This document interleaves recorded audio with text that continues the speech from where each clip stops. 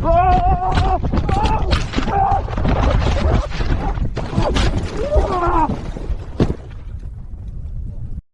May 19, 2022, at 6 hours and 12 minutes in the morning, a camera recorded its final images. The location was Mount Everest, on a section known as the Hillary Step, a nearly vertical wall of rock and ice. The altitude was 28,740 feet above sea level, a height where commercial jets fly and human life is unsustainable. Under a deceptively clear sky, a 31-year-old American firefighter and paramedic named Derek James Patterson was beginning his descent from the summit of the world.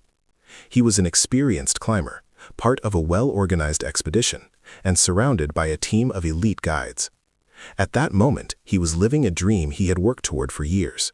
But in the thin, unforgiving air, the line between a dream and a nightmare is measured not in hours, but in seconds. The day had started perfectly. Derek James Patterson was part of a large group, with 12 clients and 6 expert Sherpa guides, who had successfully reached the summit and were now on their way down.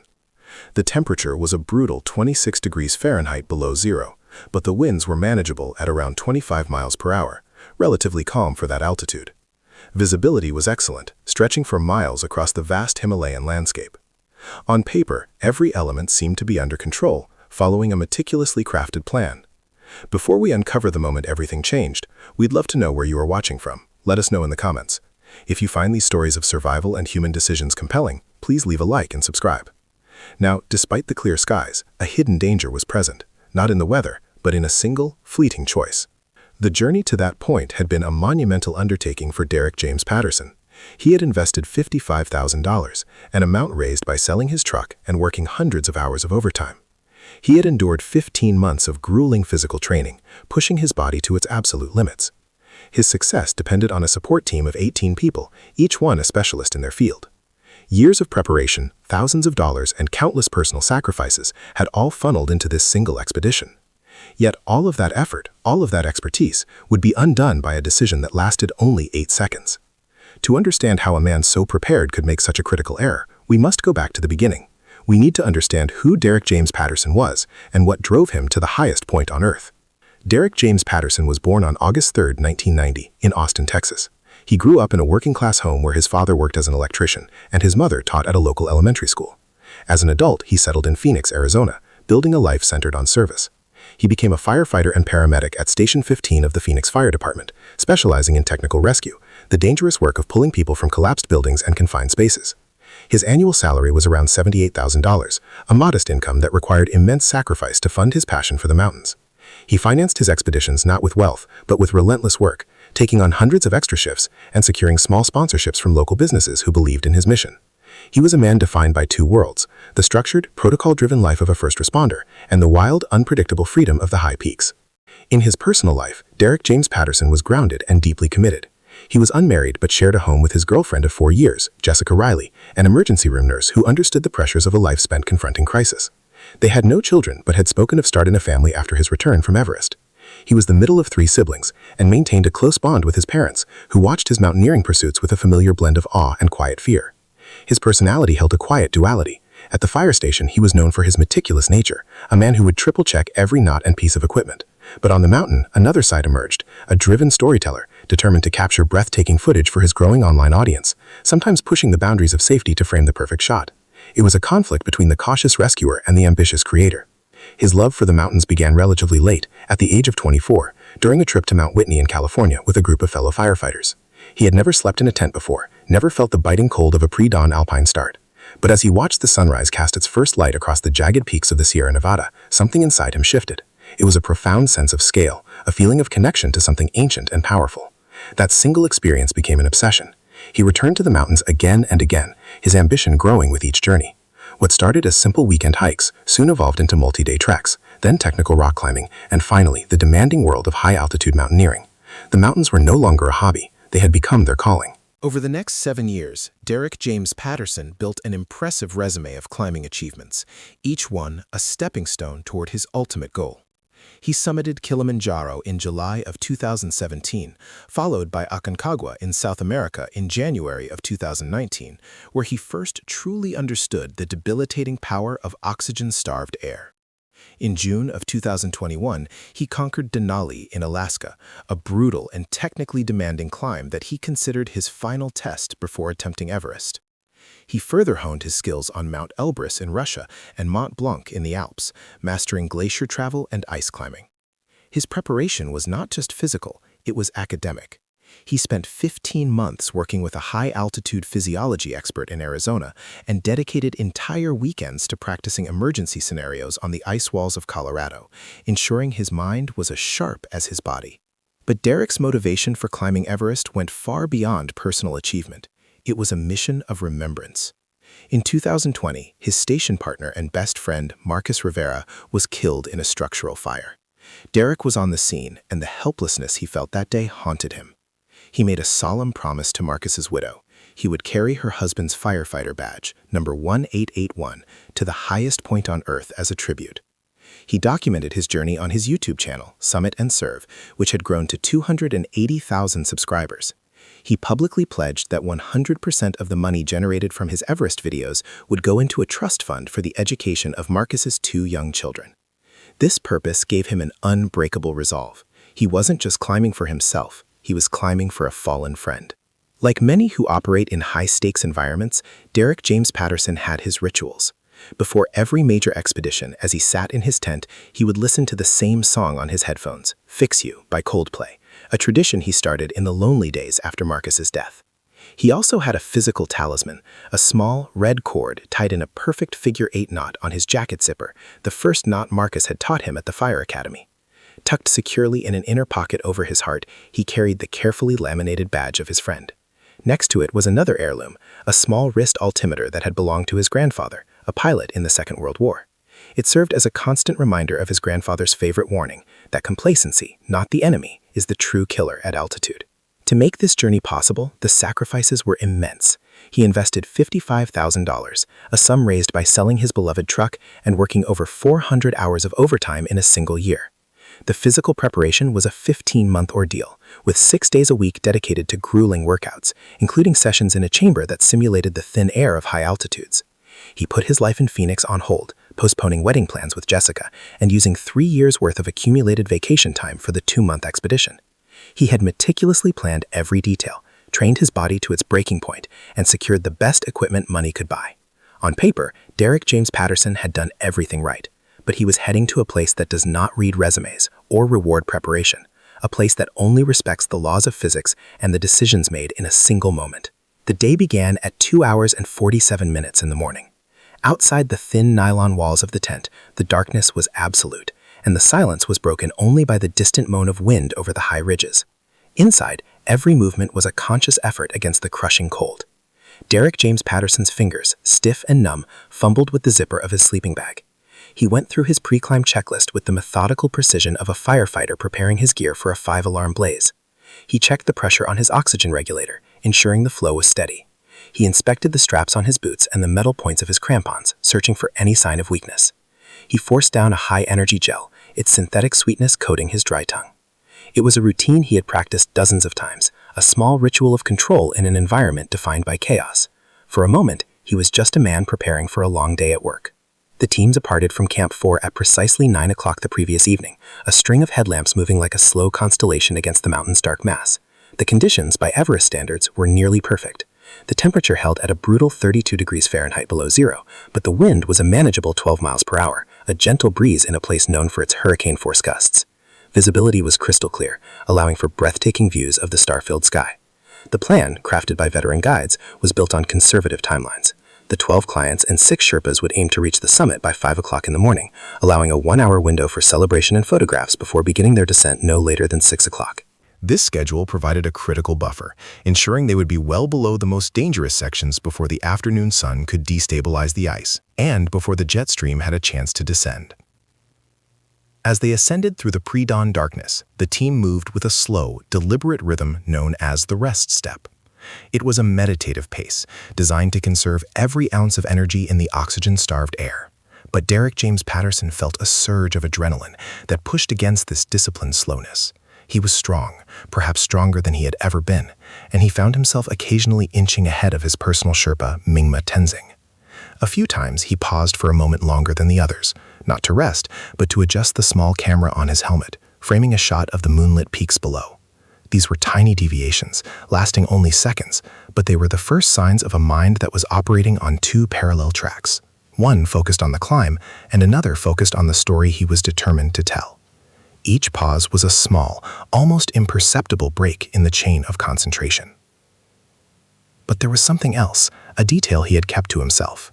Deep within a pocket of his downsuit, secured against the cold, was an object he had not declared to the expedition leader.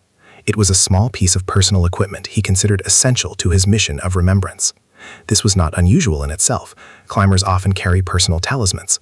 However, this particular item represented a potential breach of the expedition's most fundamental safety protocol. Derek James Patterson had rationalized its necessity, believing his experience and skill would allow him to manage any associated risk. What he failed to appreciate was that on Everest, the rules are not written by expedition leaders or even by mountaineers. They are written by physics, and they are absolute. The mountain does not care about intentions, it only measures actions and their consequences. The expedition leader, a stern Scottish guide named Grant MacDonald, had been unequivocal during the final briefing at Camp 4. He had an absolute rule regarding distractions above 24,000 feet. No phone calls to family, no unnecessary photography, and absolutely no complex camera operations in exposed terrain. Your only job up there is to climb, breathe, and come back down, he had warned the group, his voice sharp. Your focus is your life. The moment you lose it, the mountain will take you. The history of this place is written in the stories of good climbers who lost concentration for just a few seconds. This was not hyperbole, it was a statistical fact. In the thin air of the death zone, where the brain is starved of oxygen, the line between focused action and fatal error is measured in single moments of inattention. It was a warning Derek had heard, acknowledged, but perhaps not fully absorbed. As the team began its descent from the summit, the first subtle warnings began to appear. Mingma Tenzing, noticing Derek's frequent camera adjustments, gently tapped his arm. Focus on feet now, Derek Sahib, he said, muffled by his oxygen mask. Picture later. Derek nodded in agreement, but his attention remained divided. The environment itself was also sending signals. Though the sky remained clear, the wind had begun to shift. The steady 12-mile-per-hour breeze was now punctuated by stronger gusts that came every few minutes, a sign that the upper atmosphere was becoming less stable. Physiologically, the 9 hours of extreme effort were taking their toll.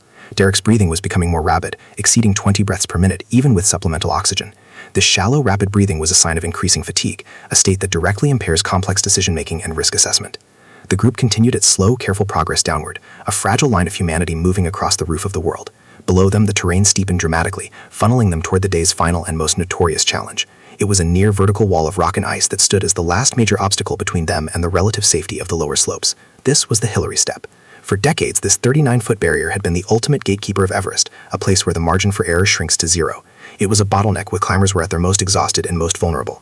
As Derek James Patterson clipped his safety line onto the fixed rope leading down the step, he knew this was a critical moment. What he did not know was that all his training, all his sacrifice, and all his dreams were about to be weighed against a single 8-second choice. The Hillary Step is not merely a section of the climb, it is a vertical checkpoint between the summit and survival. At an altitude of 28,740 feet, it is a formidable 39-foot wall of rock and ice. Its incline averages 70 degrees, steeper than the most aggressive staircase, almost a sheer wall. The passage is incredibly narrow, in some places just wide enough for a single person to squeeze through, creating a notorious bottleneck where exhausted climbers are forced to wait. The surface is a treacherous combination of jagged rock and ancient blue ice, polished to a glass-like sheen by the metal spikes of thousands who have passed before. The exposure is absolute. A misstep to the right leads to a fall of over 9,800 feet down the southwest face. A mistake to the left results in a 7,800-foot drop down the Kangshung face. It is a place where the laws of gravity are brutally enforced. The danger of this location is written in its physics. The constant passage of climbers doesn't create texture for grip. It does the opposite, polishing the ice until it offers as little friction as a wet marble floor. Above, unstable ledges of snow, called cornices, hang precariously, capable of breaking off without warning. But the most unpredictable threat is the wind. The narrow channel of the step can funnel gusts of wind, accelerating them to speeds that can strike a climber like a physical blow, easily shifting their center of gravity. At this extreme altitude, the human body is already failing. The brain, starved of oxygen, operates at a fraction of its normal capacity. Judgment is impaired, reaction times are slowed to a crawl, and simple tasks become enormously complex. This is an environment that punishes even the smallest imperfection in movement or thought. This place has a long and unforgiving history. While specific statistics for the step are hard to isolate, its reputation is built on countless near misses and several documented tragedies. In 2010, a British climber named Peter Kinloch successfully navigated the step on his descent, only to be struck by sudden blindness, a terrifying effect of oxygen deprivation. He was just feet from safety, but was completely helpless and ultimately perished there despite his team's desperate efforts. Because of incidents like this, there is an unwritten golden rule of the Hillary Step, drilled into every climber by their guides.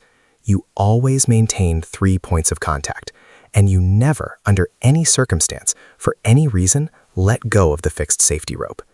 This rule isn't a suggestion, it is a law of survival, born from the statistical certainty that a single slip, without being anchored, is unrecoverable. For a climber like Derek James Patterson, arriving at the top of the Hillary Step on the descent is a moment of profound psychological conflict. The euphoria of having just stood on top of the world is still fresh, but it is now clashing with the brutal reality of the most dangerous part of the journey home. He was physically depleted after more than 9 hours of climbing in the death zone. His body was running on empty, and his mind was fighting the fog of hypoxia. Every climber knows the descent is statistically deadlier than the ascent, and this spot is the final exam. It demands a singular focus on the rope, on the placement of each foot, on the rhythm of breathing. It is a place that requires 100% of a person's concentration. To divert even a fraction of that focus to anything else is to invite a catastrophe. It was 6 hours and 12 minutes in the morning. At a precise altitude of 28,740 feet, Derek James Patterson came to a stop. Below him, the line of climbers continued its slow, methodical descent. Ahead, his Sherpa, Mingma Tenzing, was a few careful steps away. But Derek remained stationary, a lone figure paused in the most unforgiving corridor on the planet. He stood on a narrow ledge of rock and ice, a space barely wider than his own shoulders. He looked up, not at the summit he had just conquered, but at the sky, then down at the dizzying 9,000-foot drop to his right. In his mind, a conflict was raging, the disciplined caution of the firefighter versus the ambition of the storyteller. In this place, where a single thought can determine survival, he made his choice, a choice against the mountain. With movements that were shockingly deliberate, he began to dismantle his own safety. His gloved left hand reached for the metal device connecting him to the fixed rope. He squeezed the release mechanism, and with a faint metallic click, he disattached himself from his only lifeline. He was now held to the mountain by nothing more than the 4 front points of his crampons, each one biting into the polished, unforgiving ice. The other climbers, focused on their own survival, continued their descent, oblivious to the fact that the man behind them had just become an island, completely untethered in a vertical ocean of rock and sky.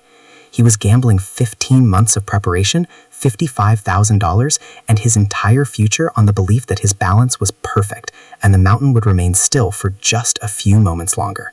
His hands, now free from the rope, began the next phase of the process. He pulled off his thick outer mitts, exposing the thinner liner gloves beneath. But even that was not enough for the dexterity he needed.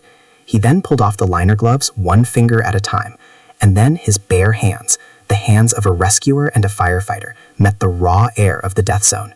The temperature was 26 degrees Fahrenheit below zero, a cold so profound it felt like a burn. The skin on his fingers instantly began to sting, the moisture evaporating into the thin, dry atmosphere. Within seconds, the blood vessels constricted, and the first stage of frostbite began its silent, insidious work. He ignored the screaming pain. His focus narrowed to a single objective that had, in that moment, become more important than safety, more important than warmth, more important than life itself. From an inner pocket of his downsuit, he pulled out the small, dark object he had carried all this way. It was his GoPro camera, the tool of his tribute, the lens through which he would tell Marcus Rivera's story. He fumbled with the power button, his stiffening fingers struggling with the simple task. A tiny red light blinked to life, a fragile, artificial pulse in the overwhelming emptiness of the high Himalayas. He raised the camera, twisting his torso to capture the shot he had envisioned for months, a sweeping panorama showing the terrifying exposure of the southwest face, with the line of climbers ascending in the distance. He was no longer a climber, he was a cinematographer, directing his own final scene, completely unaware that the mountain had already started rolling its own cameras. His focus was entirely on the frame, on the story, on the digital image he was creating.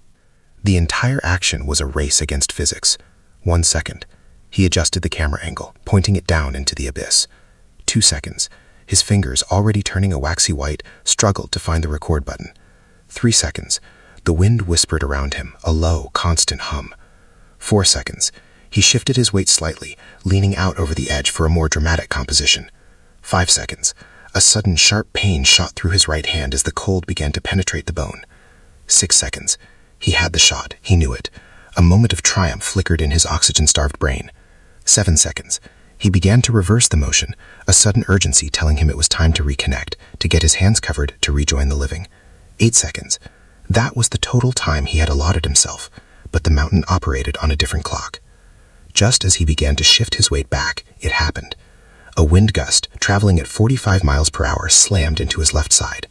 It wasn't a gale, but in this precarious state, it was a physical shove from an invisible hand. The force was just enough to shift his center of gravity by a few inches, moving it past the critical tipping point. His right crampon, which held most of his weight, scraped across the polished glass-like ice, finding no purchase. For a fraction of a second, his body hung in a state of impossible imbalance, his mind firing a single desperate command to his limbs. He instinctively reached for the fixed rope, his bare, frozen fingers clawing at the empty air. But the rope was 3 feet away, an impossible distance. And then, exactly as you saw at the beginning of this video, his connection to the world was severed. The slip was not dramatic, it was quiet, quick, and absolute.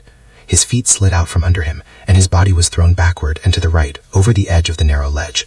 There was a muffled cry, quickly swallowed by the vastness of the space around him. The camera, still clutched in his hand, captured a terrifying, spinning view of blue sky and white snow before it was ripped from his grasp by the sheer force of the acceleration. He was no longer climbing. He was simply an object subject to the unchangeable laws of gravity, a law the Hillary step enforces without mercy and without appeal. The 8-second decision had just been overruled by a 23-second fall. The descent was a brutal, unstoppable cascade, a fall of approximately 1,772 feet. It wasn't a clean drop into the void. His body struck multiple rock ledges and bands of hard blue ice on the way down, the impacts ensuring that survival was not a possibility. Each collision was a violent punctuation mark on a life of service and ambition.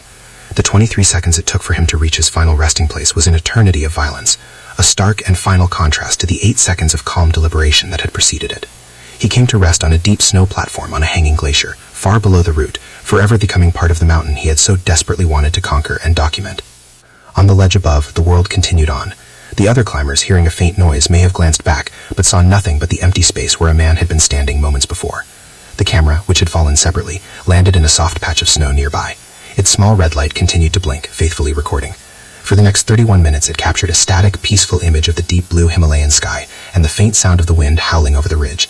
It was a silent, impartial witness to the aftermath, a digital ghost telling a story of a single fleeting moment when the desire to capture a memory became more powerful than the instinct to survive it. The mountain, indifferent and eternal, had claimed another story for its silent archives. The alarm was sounded in less than 10 seconds. Mingma Tenzing, hearing the horrifying scrape of metal on rock, turned to see Derek James Patterson vanish over the edge.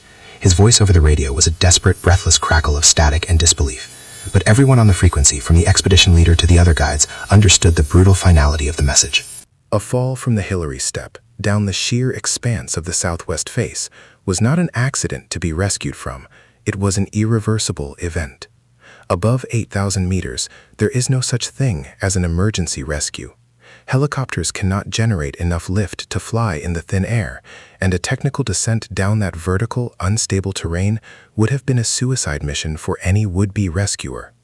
The group, shocked and heartbroken, had to make the only choice possible. They had to continue their own descent to survive. 8 days later, a window of clear weather opened over the Himalayas. A specialized team of 6 Sherpas, their dangerous mission funded by Derek James Patterson's family and his insurance policy, began a search. Following the last known coordinates transmitted by his satellite device, they descended into the treacherous territory below the climbing route. They found him at an altitude of approximately 26,968 feet. He was lying face down in a deep patch of snow, his specialized equipment shattered by the force of the repeated impacts during the fall. Attached to his helmet, miraculously intact and protected by its casing, was the small GoPro camera. Its lens was pointed toward the sky, a silent, unblinking eye that had borne witness to the entire event. The search team knew that recovering the body from such a location would be an incredibly perilous and complex operation, risking more lives in the process. The final decision was made with a heavy heart. To bring Derek James Patterson home would endanger the lives of the recovery team. He was given a burial on the mountain, his body respectfully covered with rocks and snow, forever becoming a part of the landscape he had revered. He is now one of more than 200 climbers whose bodies remain on the slopes of Mount Everest. The Sherpas, however, did retrieve the camera's small memory card. The footage it contained was a testament to the accident's cold physics: 23 seconds of a spinning, terrifying fall, followed by 31 minutes of a static, peaceful view of the sky before the battery finally died. After reviewing the footage, his family made the painful choice not to release it publicly, issuing a statement that asked the world to remember Derek for his life of service, not for the final, tragic moments of his death. In the end, Derek James Patterson did not die simply because Mount Everest is dangerous. He died because of a precise and preventable chain of events, a cascade of small choices that compounded into a catastrophe. First, he allowed his mission to document the climb to compete with his mission to survive it, creating a fatal division of focus. Then, he consciously chose to disregard direct, repeated warnings from the most experienced guides on the mountain, believing his personal skill was a sufficient substitute for established safety protocols. Finally, at the single most unforgiving point on the route, he made the physical decision to detach himself from his only lifeline for a task that was entirely non-essential. Each of these decisions, viewed in isolation, might have seemed manageable, but linked together at 28,740 feet, they formed an unbreakable sequence of cause and effect that led to a predictable conclusion. The tragedy of Derek James Patterson is not just a story about a mountain, it is a story about a profoundly human impulse. It is about the voice in our heads that whispers, "It will only take a second," when we are chasing a perfect moment.